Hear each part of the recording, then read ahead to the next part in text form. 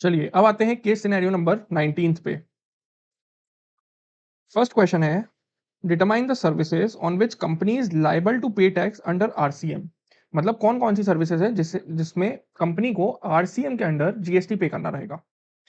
Second है, compute total value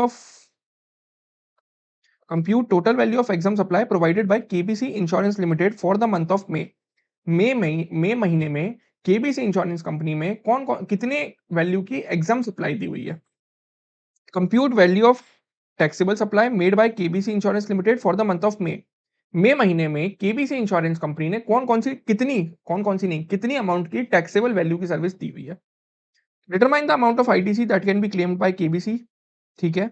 और last, determine time of supply of service provided to IPL franchise. ठीक है।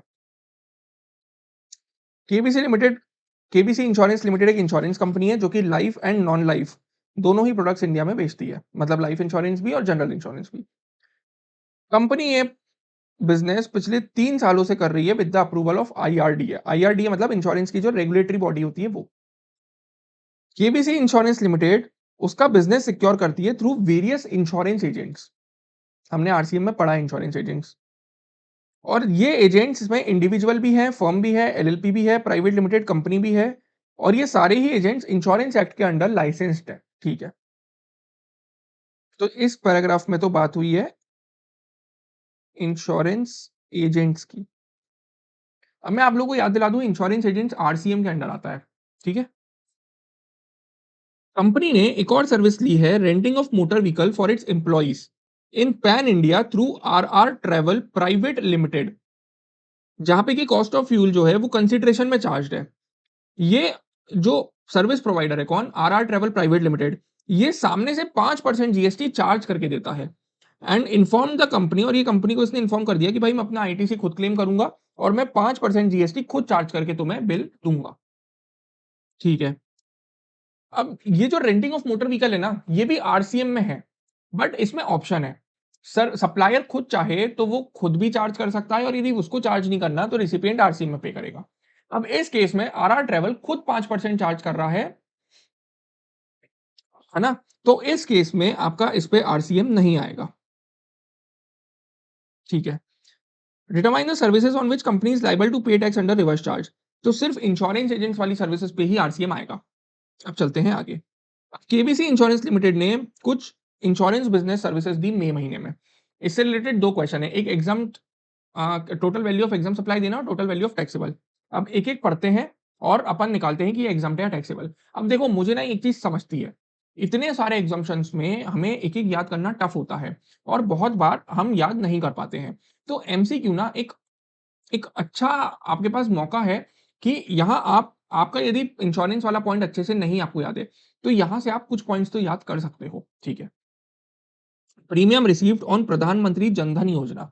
अब इसको याद कर लेना, प्रधानमंत्री जनधन योजना एग्जम्प्ट होता है। प्रीमियम रिसीव्ड ऑन आम आदमी बीमा योजना, ये भी एग्जम्प्ट होता है। Premium received on micro insurance product, life micro insurance product having a sum assured of 2.5 lakh रुपए। सर यदि ये sum assured of 2 lakh rupees होता ना तो ये एग्जम्प्ट होता, बट चूंकि ये 2.5 लाख रुपए है तो ये टैक्सेबल है। प्रीमियम रिसीव्ड ऑन री insurance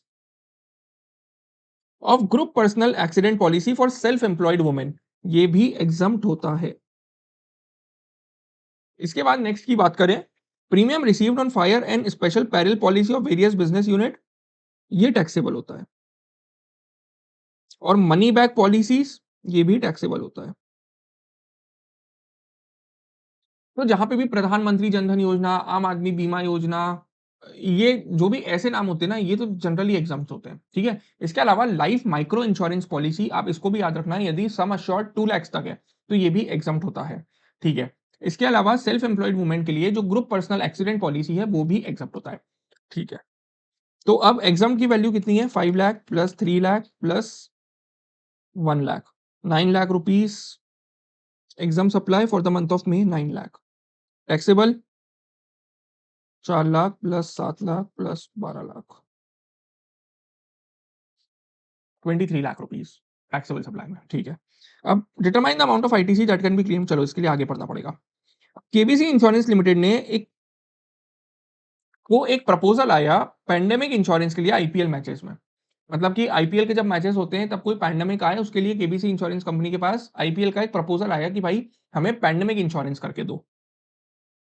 sum assured for the said insurance was 250 crore with a premium of 50 lakh.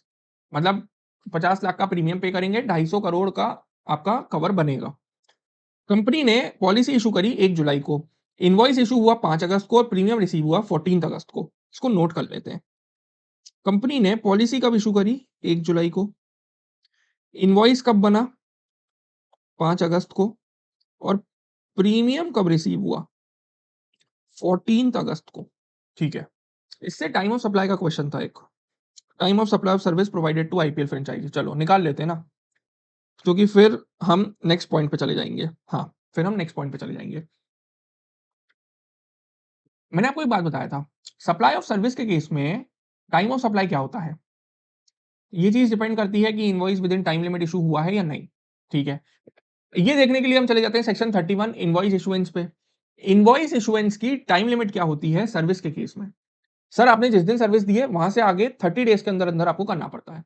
But यदि आप बैंकिंग, इंश्योरेंस, इन बिजनेसेस में हो तो ये 30 डेज की लिमिट हो जाती है 45 days.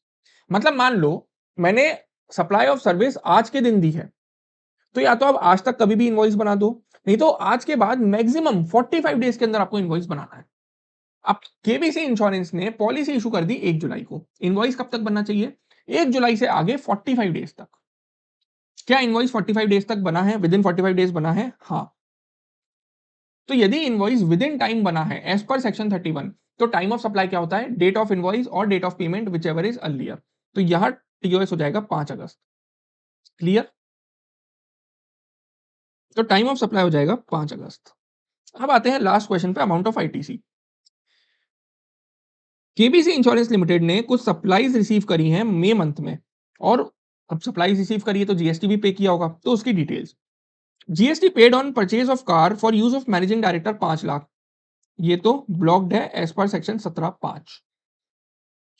GST paid on bus seating capacity for 14 person purchase for company seating capacity more than 13, ITC मिलेगा। GST of 80,000 was paid on general insurance taken from Amity Insurance Limited for motor vehicle of transportation of person with sitting capacity of up to 13%। अब जैसे ही up to 13% का motor vehicle का insurance की बात आती है ना, मेरा दिमाग चलता है कि ब्लॉक हो जाएगा। भाई अप टू 13% तक मैं कोई मोटर व्हीकल ले रहा हूं तो उसका आईटीसी ब्लॉक्ड है सेक्शन 17(5)(a) में, और सेक्शन 17(5)(a)(b) ने क्या बोला कि उसका इंश्योरेंस भी ब्लॉक्ड है। बट यहां आता है एक एक्सेप्शन। वो एक्सेप्शन बोलता है कि यदि आप उसी बिजनेस में हो, मतलब यदि आपका बिजनेस भी इंश्योरेंस देने का है, आप सेम लाइन ऑफ बिजनेस में हो, आप आगे इंश्योरेंस देते हो और आप इंश्योरेंस ले रहे हो, तो आपके केस में ये ब्लॉक नहीं होगा। तो आपको मिल जाएगा आईटीसी इस 80,000 रुपए का। तो टोटल आईटीसी कितना हुआ? 3,80,000। आपको ये पॉइंट समझ में आया? सेक्शन 17(5)(a)(b) में क्लियर लिखा हुआ है कि यदि आप कोई ऐसे मोटर व्हीकल का इंश्योरेंस रिपेयरिंग करवा रहे हो जो कि 17(5)(a) या 17(5)(b) में ब्लॉक्ड है, तो ब्लॉक्ड रहेगा। बट यदि आप कोई ऐसे पर्सन हो जो खुद इंश्योरेंस बिजनेस में डील करता है, तो आपको आईटीसी मिलेगा 3,80,000। तो फर्स्ट का ए, सेकंड का ए, थर्ड का सी, फोर्थ का सी, फिफ्थ का सी। फर्स्ट का ए, सेकंड का ए, थर्ड का सी, फोर्थ का सी, फिफ्थ का सी। चलो ये भी हो गया। अब आते हैं नेक्स्ट पे, ये थोड़ा सा बड़ा था।